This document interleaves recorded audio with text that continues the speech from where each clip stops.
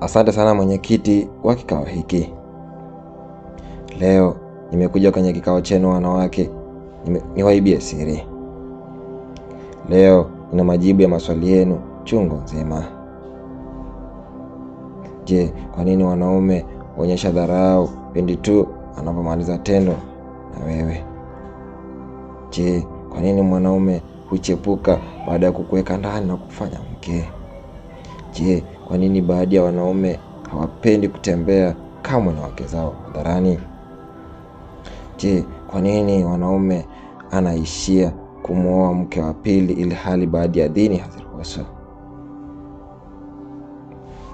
Wanaume wakifanya tendo na wewe kisha kuache, ina maana kwamba amekikosa alichokitarajia kutoka kwako. Kwa hivyo, tuongezeni bidii kwenye tendo. Wajiuliza kwa nini mume wako anachepuka na mtu ambaye umemzidi urembo? Majibu nayo wewe.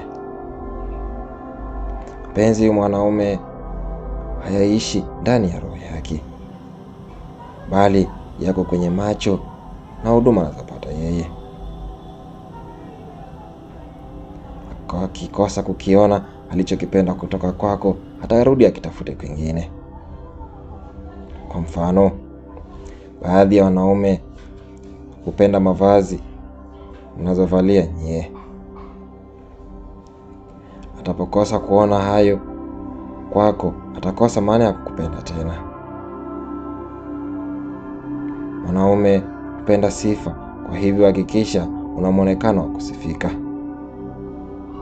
Hapo wanaume wako watakutambulisha hadharani mbele ya rafiki zake.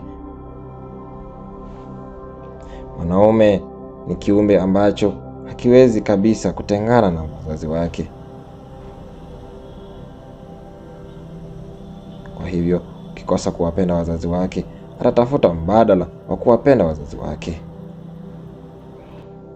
Japo atakuwa anaogopa kukupoteza, ila mapenzi ya wazazi wake yatazidi ya kwako.